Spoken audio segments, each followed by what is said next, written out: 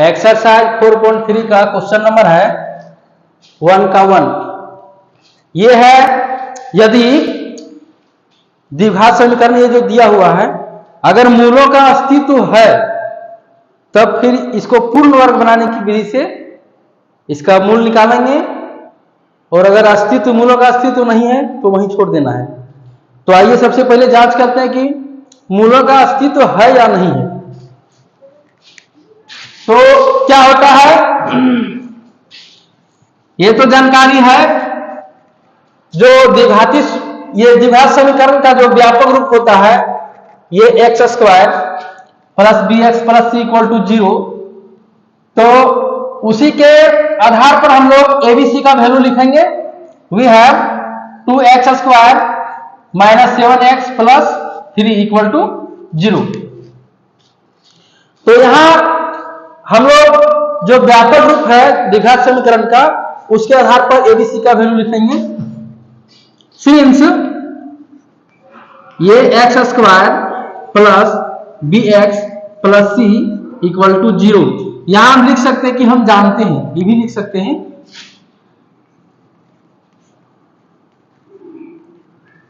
हम जानते हैं कि ये x square plus b x plus c equal to 0 होता है। इसलिए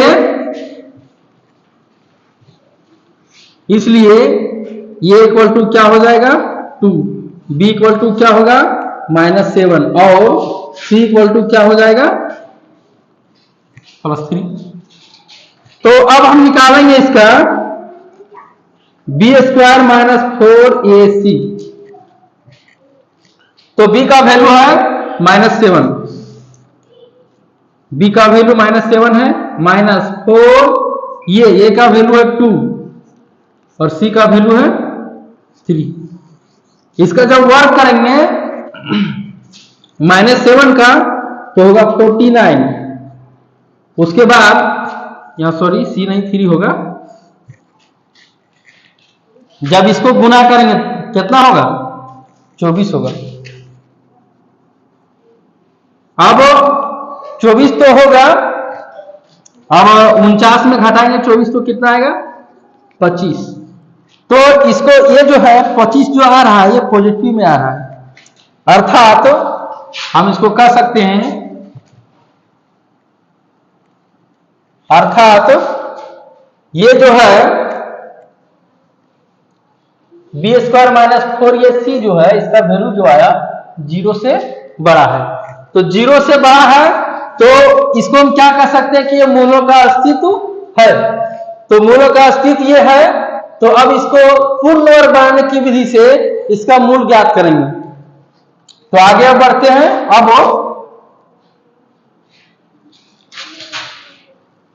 अगर माइनस में ही आ जाता तो फिर इसका कोई अस्तित्व नहीं होता मूलों का। तो ये मूलों का अस्तित्व है, इसलिए अब हल करेंगे आगे इसका 2x square minus 7x plus 3 equal to 0। अब इसका हल करेंगे पूर्ण वर्ग बनाने की विधि से। तो एक अलग विधि है पूर्ण वर्ग बनाने की विधि से, तो हम दूसरी विधि बता रहे हैं। सबसे पहले क्या करना है, ये जो 2 है इसको हटाना है। अगर यहां 4 रहता, अगर 4 रहता तो 2 का स्क्वायर हम लिख सकते थे, लेकिन 2 है। 9 भी रहता तो उसको भी लिख सकते 3 का स्क्वायर, लेकिन है 2 तो ये तो लिखाएगा नहीं, और लिखेंगे भी तो √2 के स्क्वायर में आएगा, लेकिन आगे चल के झंझट ज्यादा हो जाएगा। इसीलिए हम इसको इससे डिवाइड ही कर देते हैं पूरे में। एक्स स्क्वायर ये हर जगह जब 2 से डिवाइड करेंगे तो क्या होगा, यहां भी 2 से डिवाइड करेंगे तो ये 2 कैंसिल हो जाएगा। उसके बाद यहां होगा 7/2x प्लस 3/2 और यहां भी होगा 0/2। मतलब 2 से दोनों तरफ डिवाइड किए हैं। यहां लिख भी सकते हैं कि 2 से दोनों तरफ भाग देने पर, लेकिन हम लिखे नहीं है। तो ये समझ में आ गया होगा कि 2 से क्या किया, दोनों तरफ भागा दिए हैं। सभी में। तो अब यहां बच गया क्या, x square minus 7/2 x plus 3/2 equal to 0/2। तो 0/2 इसके मतलब 0 ही होगा, x square minus 7/2 x plus 3/2 equal to 0। अब हम लोग को जानकारी होगा कि ये जो फॉर्मूला है, ये प्लस बी का होल स्क्वायर क्या होता है और ये माइनस बी का होल स्क्वायर क्या होता है, तो उसी के फॉर्म में हम लोग तोड़ेंगे। तो यहां सबसे पहले देखना कि यहां माइनस है, तो माइनस है तो ये माइनस बी के होल स्क्वायर में लेना है, और अगर प्लस रहे तो ये प्लस बी के होल स्क्वायर के रूप में लिखना है इसको। सिंस ये माइनस बी का होल स्क्वायर इक्वल टू होता है A square minus 2ab plus B square, ये होता है। इसलिए आगे हम लिखेंगे, इसलिए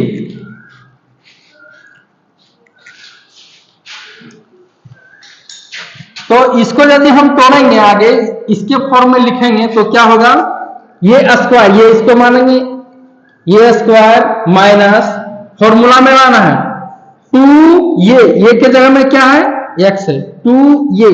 अब b के जगह में क्या लिखेंगे, b के जगह में अगर b को हम मानते हैं 7/2, b को अगर मानते हैं 7/2 2ab, b को अगर 7/2 हम मानेंगे यदि, तो क्या होगा, फिर b को घटाना पड़ेगा फिर। लेकिन यह भी ध्यान देना है कि 7/2 अगर लेंगे, 2 यहां अपने से लिए हैं, 2 अपने से लिए हैं, अगर 2 यहां कैंसिल हो जाए तो 7x होगा, लेकिन यहां 7/2x लाना पड़ेगा।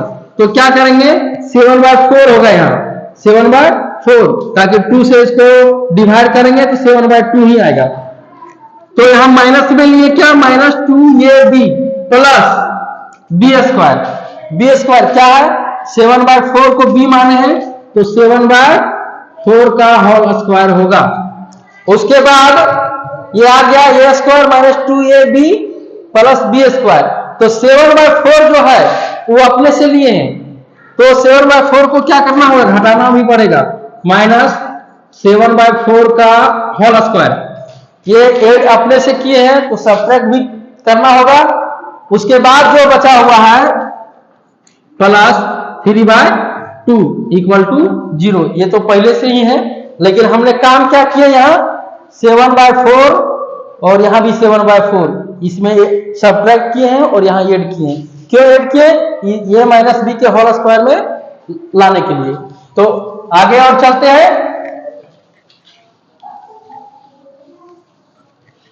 अब ये जो है, ये माइनस बी के होल स्क्वायर में यहां से यहां तक हम लोग लिख सकते हैं, दैट इंप्लाइज एक्स स्क्वायर।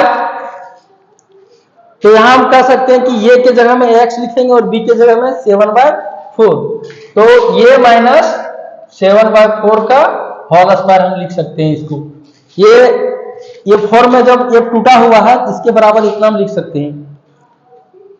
अब बच गया क्या, माइनस 7/4 का होल स्क्वायर, उसके बाद है plus 3/2 equal to 0, that implied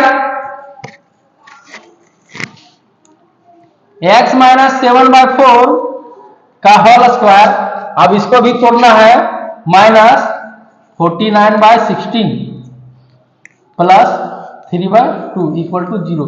अब इसका भी भिन्न जोड़ निकालना है, लेकिन यहाँ चिन्ह माइनस है, इसको भी साथ में लेना है, दैट इंप्लाइज x माइनस 7/4 का होल स्क्वायर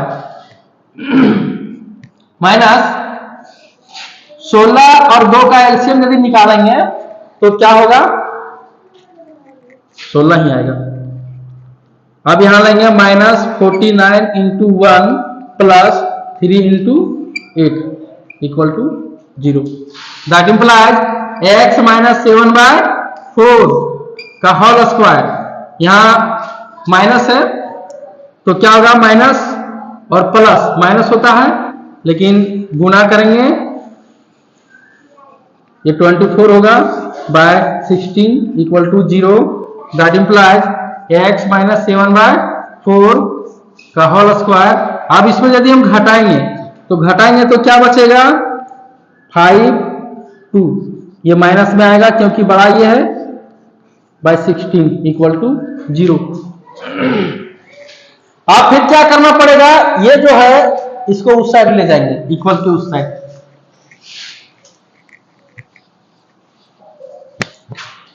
यहां जो है दैट इंप्लाइज x माइनस 7/4 का होल स्क्वायर इक्वल टू 25/16, इसको ले आए इक्वल के इस साइड में। आगे चलते हैं फिर x माइनस 7/4। अब जो है ये जो स्क्वायर है, स्क्वायर को उस साइड ले जाएंगे तो रूट में चेंज हो जाएगा, लेकिन रूट में चेंज होगा तो प्लस माइनस दोनों में आएगा 25/16। That implies x minus 7/4 equal two plus minus, इसका वर्गमूल यदि निकालेंगे तो 5/4 होगा। तो अब क्या करेंगे इसको, अब इसको उस साइड ले जाना है माइनस 7/4 को। That implies x equal two plus minus 5/4, ये माइनस में है 7/4 तो इधर आएगा प्लस में 7/4। दैट इंप्लाइज या तो अब क्या करेंगे, x इक्वल टू एक बार प्लस लेंगे, प्लस 5/4 प्लस 7/4 और x इक्वल टू माइनस पर लेंगे, माइनस 5/4 प्लस 7/4। तो x इक्वल टू क्या हो जाएगा, भिन्न जोड़ा इसका अगर निकालेंगे तो ये जुटेगा 5 प्लस 7/4, तो x इक्वल टू होगा 12/4। क्लियरली इसका क्या आ जाएगा 3। और इधर आगे बढ़ लेते हैं पहले, और x इक्वल टू इसमें यदि निकालेंगे इसका भिन्न जोड़ तो होगा -5 प्लस 7/4। तो अब इधर ही आते हैं, आगे इधर ही बढ़ते हैं। तो अब क्या करना है, -5 है प्लस 7/4, इसको जब कटिंग करेंगे तो 3 आएगा, x इक्वल टू 3। यहां निकल चुका है एक x का वैल्यू, और आगे निकाल लेते हैं यहीं पर, और x equal to 2/4, x equal to 2/4। अब क्या करना है, उसको भी कटिंग करना है 2/4 को।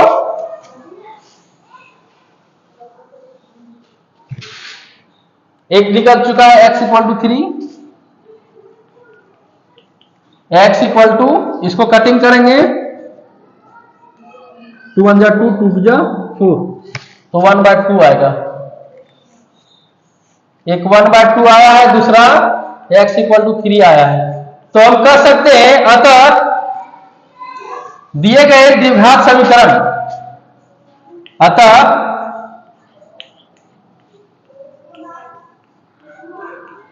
दिए गए द्विघात समीकरण का मूल 3 और 1/2 है। लेकिन याद रखना है, ये जो हल किए हैं पूर्ण वर्ग बनाने की विधि से, पूर्ण वर्ग बनाने की विधि से इसको हल किए हैं, लेकिन इसको द्विघाती सूत्र से भी हल कर सकते हैं, और बीच वाले पद को विभक्त करके जो बनाया जाता है, जो इसके पहले जो बताए थे, उससे भी हम x का वैल्यू निकाल सकते हैं। लेकिन ये क्या है, पूर्ण वर्ग बनाने की विधि भले ही है लेकिन आसान है, लंबा है भले लेकिन आसान है। थोड़ा समझने में वही दिक्कत होगा जहां फॉर्मूला हमने यूज किए a माइनस बी का होल स्क्वायर के रूप में, जिसको हम सजाएं उसके बाद इसको हल किए, तो वही थोड़ा सा दिक्कत है। अगर वहां समझ में आ जाएगा तो फिर आगे दिक्कत नहीं होगा, जरा सा भी नहीं।